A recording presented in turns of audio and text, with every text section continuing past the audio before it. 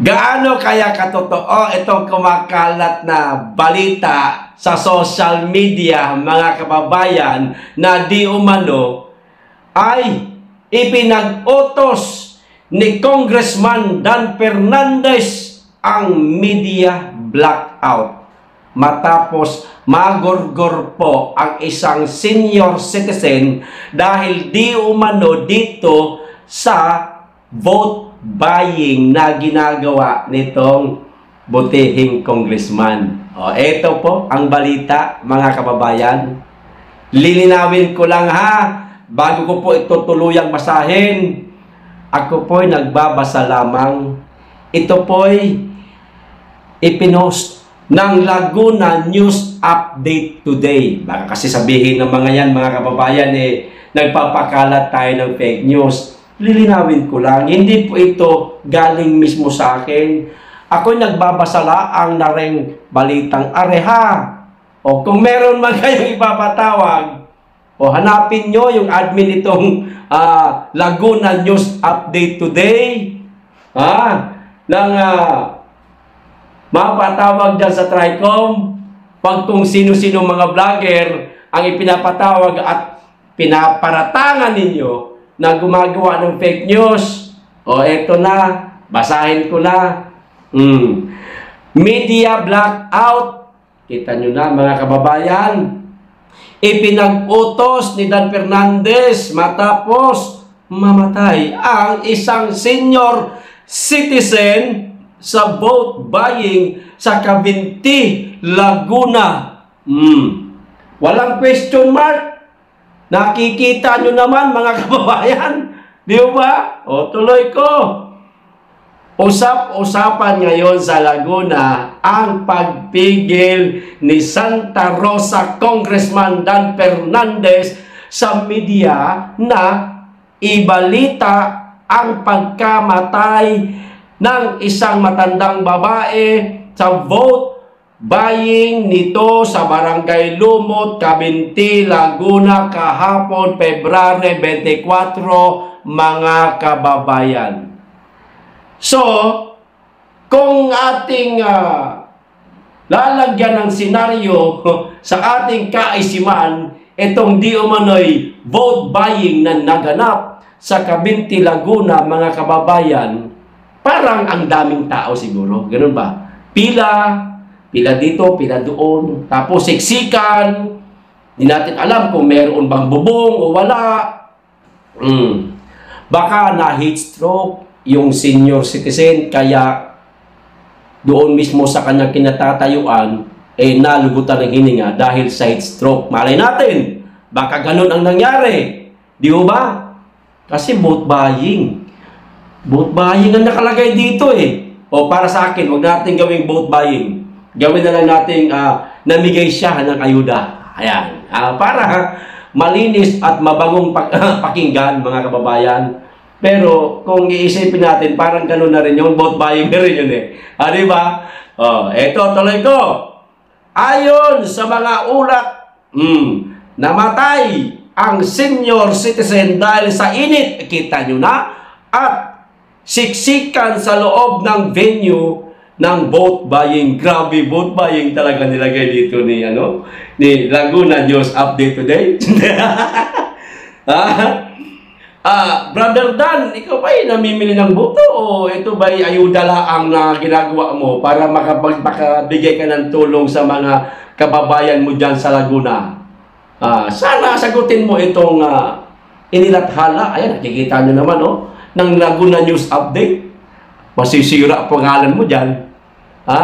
Matagal lang sira, lalo pang masisira. Di ba? Ito. Galit naman ngayon ang mga residente at kaanak ng biktima. Kita nyo na. Dahil imbis na akuin umano ang pananagutan, ang una pang inatupag ng kongresista ay tiyakin na hindi maibabalita ang insidente dahil maka-aapekto umano ito sa kanyang kandidatura. Natural. Hindi siya mananalong gobernador. Ha? Apektado yung kanyang kandidatura. Masisira siya. Sa survey nga, napakalayo ng diferensya nila ni Sol Aragones. Si Sol talagang umaarangkada, mga kababayan, di ba? Pero siya, ganun lang. Ha? Dahil kasi yan, Brother Dan, sa ginawa mong pagpasok sa Quadcom, tapos, ewan ko lang kung kasama pa siya ngayon sa Tricom, mga kababayan. Doon na inisayo ang mga tao sa Quadcom na yan. O, tuloy ko pa. Ito na ang pangalawang beses. Tuloy ko nga. Ito na ang pangalawang beses na binatiko si Dan Fernandez dahil sa panggigipit sa media at pagsupil sa malayang pamamahayag, mga kababayan. Abay, gawain pala talaga nitong mamang ito. Ha? Ang ipag-utos, kami ingay. Atin-atin lang yan, media. Ha? Kung hindi, mayayari kayo sa akin. Parang ganun lang. Ha? Pangalawang beses na, sabi, Aba, gawain. Totoo kaya ito? O hindi?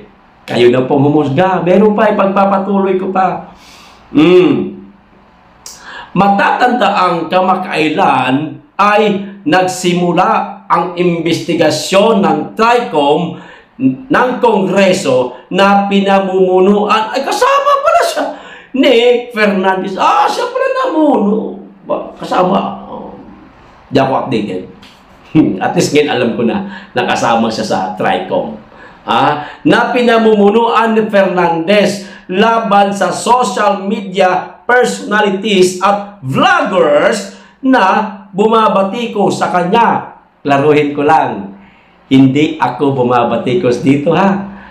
Brother Dan, nagbabasa lang ako kaya, no? Nagbabasa lang ako. Kita nyo naman, ha? Pasalamat ka pa nga. Dahil sa akin, kinuntent ko ito. Nalaman mo ang mga sinasabi dito tungkol sa'yo. Ito, hanapin mo. Siyempre, ang iyong mga tawa ko, ganito talaga ako Mahilig talaga ako tumawa sa aking vlog. Para masaya lang, no?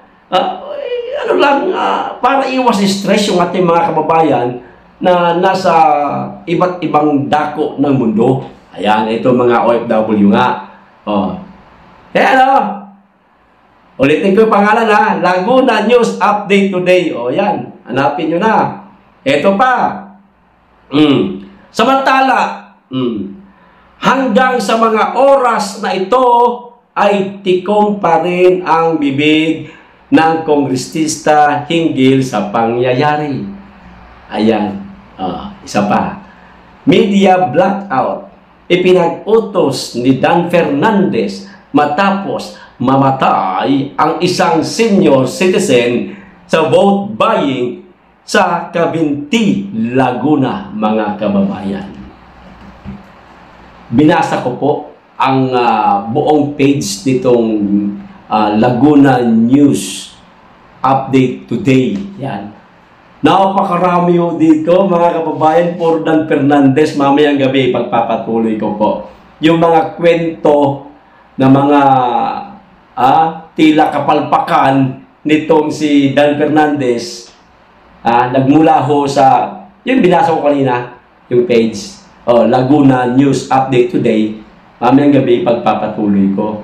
Nang malaman pa po ninyo kung ano man ang mga sinasabi nitong page na ito tungkol kay Dan Fernandez. Pero, dito muna tayo sa issue na to, mga kababayan, kung totoo man na talagang merong nagurgor na lola, ayan, dahil di umano sa init, ayan, na heat stroke, mahaba ang pila, siksikan, at kulob siguro yung lugar. Nako, yari ka, brother. Panibagong kasiraan na naman ito na pangalan mo, brother. Bakit kasi hindi mo inihiwala yung mga senyor? Dapat kasi hindi ginagamit yung iyong isip. Di ba? Senyor dito, yung mga bata, dine, yung mga malalakas pa dyan sa bandang yan. Para walang tulad niya, na-stroke na tuloy.